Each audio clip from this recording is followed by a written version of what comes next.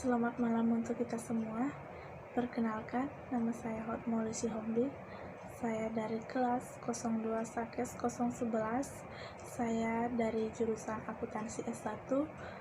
Di sini saya izin mempresentasikan hasil tugas bahasa Indonesia, yaitu dalam karya tulis ilmiah yang berjudul tentang peran sistem informasi akuntansi sebagai pemenuhan kebutuhan informasi dan proses bisnis suatu entitas. Nah, seperti yang kita ketahui, karya ilmiah terbagi atas 3 bab, yaitu bab yang pertama ada pendahuluan, yang kedua ada pembahasan, dan bab yang ketiga adalah kesimpulan atau bisa disebut dengan penutup. Nah, langsung saja pada bab pertama, yaitu pendahuluan. Yang pertama, latar belakang.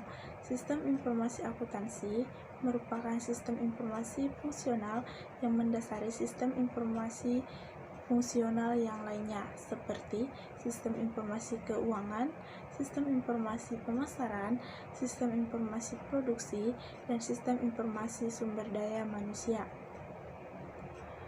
Yang kedua yaitu rumusan masalah. Seperti apakah peran sistem informasi akuntansi dalam mengoptimalkan proses bisnis suatu entitas dalam aktivitasnya? Yang ketiga, tujuan.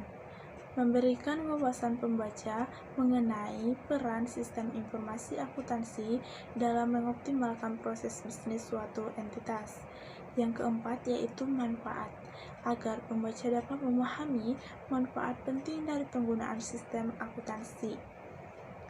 Nah, bab yang kedua yaitu pembahasan. Yang pertama, kebutuhan informasi dan proses bisnis.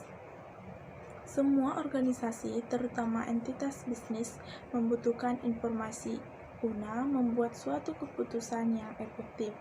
Selain itu, semua organisasi dan entitas bisnis tersebut memiliki proses bisnis yang berjalan terus-menerus dan terkait. Proses bisnis itu sendiri adalah serangkaian aktivitas dan tugas yang saling terkait, terkoordinasi, dan terstruktur yang dilakukan oleh orang, komputer, atau mesin yang dapat membantu untuk mencapai tujuan tertentu pada suatu organisasi tersebut. Nah, yang kedua yaitu peranan sistem informasi akuntansi dalam rantai nilai. Pada umumnya, organisasi bertujuan menyediakan nilai untuk pelanggan. Hal tersebut membutuhkan pelaksanaan berbagai kegiatan yang berbeda-beda dan dapat dikonseptualisasikan dalam bentuk rantai nilai. Rantai nilai organisasi tersebut terdiri dari 5 aktivitas utama atau primary activities yang secara langsung memberikan nilai kepada para pelanggannya, yaitu yang pertama, inbound logistik, terdiri dari penerimaan, penyimpanan, dan distribusi bahan-bahan pemasukan yang digunakan oleh organisasi untuk menghasilkan produk dan jasa yang dijualnya. Yang kedua yaitu operasi atau operation, adalah aktivitas-aktivitas yang mengubah masukan menjadi jasa atau produk yang sudah jadi. Yang ketiga, outbound logistik, adalah aktivitas-aktivitas yang melibatkan distribusi produk yang sudah jadi ke para pelanggan. Yang keempat, pemasaran dan penjualan, mengarah pada aktivitas-aktivitas yang berhubungan dengan membantu para pelanggan untuk membeli jasa atau produk yang dihasilkan oleh sebuah organisasi. Dan yang kelima yaitu pelayanan atau servis, yaitu untuk memberikan dukungan pelayanan purna jual kepada para pelanggan.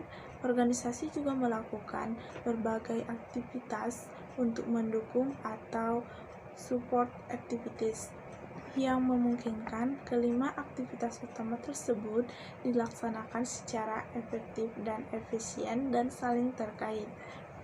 Nah, yang ketiga yaitu penutup.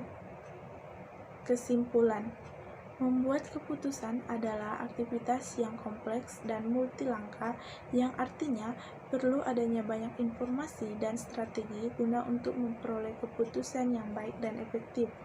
Beberapa langkah tersebut diantaranya mengidentifikasi permasalahan, mengumpulkan dan menginterpresentasikan informasi, mengevaluasi cara penyelesaian masalah, memilih metodologi solusi, dan mengimplementasikan solusi.